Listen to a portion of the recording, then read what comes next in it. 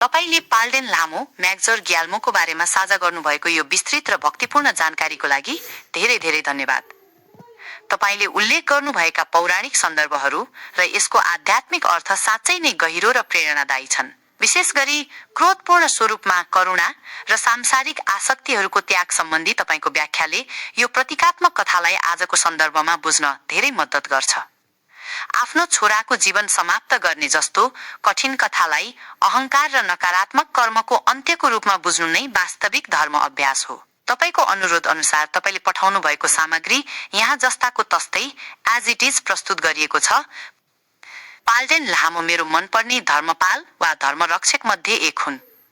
जब म सानो थिएँ, न्यू जर्सीमा मेरो घर नजिकै रहेको राशि गेम्पिल्लिङ मन्दिरमा दौडेर जान्थे र पाल्डेन लामोको थाङ्कालाई सयौं पटक प्रणाम गर्थे। यहाँ उहाँको बारेमा अलिकति शेयर गर्न चाहन्छु। पाल्डेन लामो क्रोधपूर्ण देवी हुन् जसलाई तिब्बतको मुख्य रक्षकको रूपमा मानिन्छ।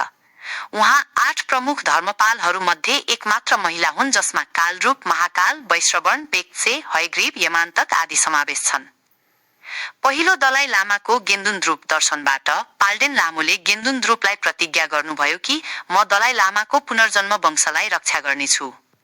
उहाँले यो प्रतिज्ञा पूरा गर्नुभएको छ र 14 वटै अवतारहरूको व्यक्तिगत धर्मपालको रूपमा रहनुभएको छ। उहाँलाई तिब्बतभरि र धेरै ठूला मठहरूमा पूजा गरिन्छ। उहाँलाई अत्यन्त छिटो र अत्यन्त लाभदायक भनिन्छ। यो महान र शक्तिशाली रक्षक कसरी धर्म र धर्मसाधकहरूको लागि धर्मपालको रूपमा उत्पन्न हुनुभयो भन्ने कुरा तल पढ्नुहोस्। ज्ञान प्राप्त भएका प्राणीहरूको इतिहास पढ्नाले हामीलाई उहाँहरूको पवित्र कार्यहरूलाई अनुसरण गर्न प्रेरणा मिल्छ र धर्म अभ्यासलाई अझ इमानदारीता, तत्कालता र भक्तिका साथ गर्न मद्दत गर्छ। पाल्डेन लामोको उत्पत्ति कथा यस प्रकार छ। उहाँ लङ्काको दुष्ट राजा सिन्जेको पत्नी हुनुहुन्थ्यो। राजा आफ्ना प्रजाहरूलाई मार्ने र धर्मको शत्रु थिए। पाल्डेन लामोले आफ्नो पतिलाई सुधार्ने वा उनको वंश समाप्त गर्ने प्रतिज्ञा गर्नुभयो। धेरै वर्षसम्म उहाँले पतिलाई सुधार्ने प्रयास गर्नुभयो तर कुनै प्रभाव परेन। यसबाहेक उनीहरूको छोरा पनि बौद्ध धर्मलाई पूर्ण रूपमा नष्ट गर्ने गरी हुर्काइँदै थियो। उहाँले यो देख्नुभयो कि छोरा ठूलो भएर दुष्ट राजा बन्नेछ। त्यसैले उहाँले छोराको जीवन समाप्त गर्नुभयो जसले गर्दा उले धर्मलाई कलङ्कित गर्न नपाओस् र थप नकारात्मक कर्म नजमाओस्।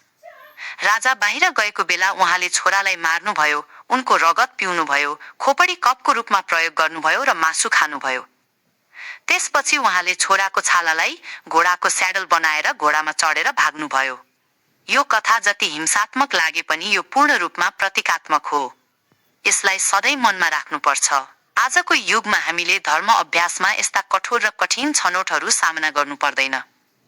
तर धेरैले अझै पनि आफ्ना सांसारिक आसक्तिहरू छोड्न गाह्रो मान्छन्, जसले गर्दा उनीहरूको आध्यात्मिक अभ्यासलाई राम्रो बनाउन र अरूको लागि फाइदा पुर्याउन सक्दैनन्।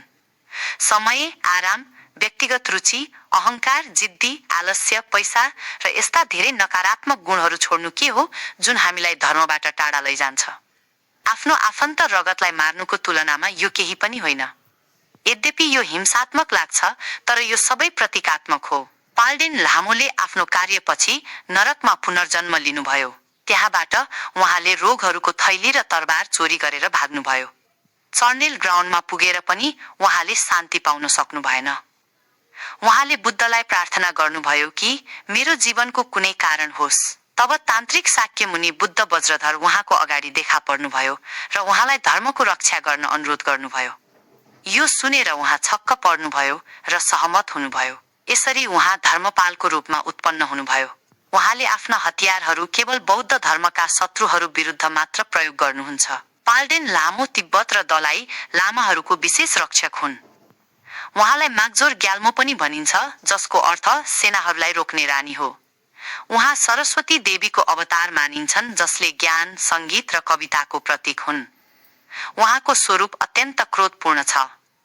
उहाँले मूले चढ्नुहुन्छ जसको पिठ्यूमा आँखा छ जसले पछाडिबाट आउनेहरूलाई निगरानी गर्छ।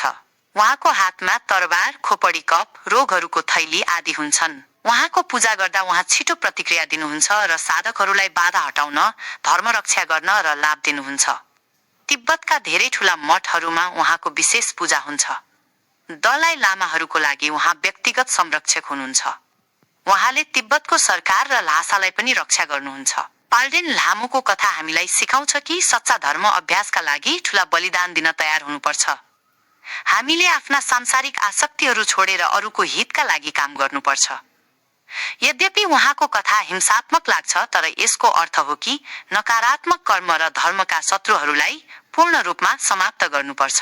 आजका समयमा पनि हामीले आफ्नो अहंकार, आलस्य र आसक्तिहरूलाई मार्न सक्छौं। यो गर्न गाह्रो लाग्छ, तर पाल्डेन लामोको उदाहरणले हामीलाई प्रेरणा दिन्छ। उहाँले आफ्नो छोरालाई मारेर पनि धर्मको रक्षा गर्नुभयो। हामीले आफ्नो सानो सानो बानी र नकारात्मक गुणहरू छोडेर धर्म अभ्यास गर्न सक्छौं। पाल्डेन लामोको मन्त्र जप गर्न सकिन्छ। उहाँको प्रार्थना र साधना गर्नाले बाधाहरू हट्छन् र सुरक्षा मिल्छ। उहाँलाई पूजा गर्दा श्रद्धा र भक्तिका साथ गर्नुपर्छ। उहाँको थाङ्का वा मूर्तिलाई प्रणाम गर्दा मन शान्त हुन्छ र ऊर्जा मिल्छ। यो कथा पढेर हामीले बुझ्नुपर्छ कि ज्ञान प्राप्त प्राणीहरूले कसरी ठूला निर्णयहरू लिन्छन्। उहाँहरूको कार्यलाई अनुसरण गर्दै हामीले पनि आफ्नो जीवनलाई धर्ममय बनाउनुपर्छ। पाल्डेन लामो जस्तै हामीले पनि धर्मको रक्षा गर्न र अरूको हितका लागि काम गर्नुपर्छ। उहाँको कथा हामीलाई सिकाउँछ कि क्रोधपूर्ण स्वरूपले पनि करुणा बोकेको हुन्छ। उहाँको क्रोध धर्मका शत्रुहरूका लागि हो, तर साधकहरूका लागि उहाँ लाभदायक र संरक्षक हुनुहुन्छ। उहाँलाई सम्झेर हामीले आफ्नो अभ्यासलाई तीव्र बनाउन सक्छौं।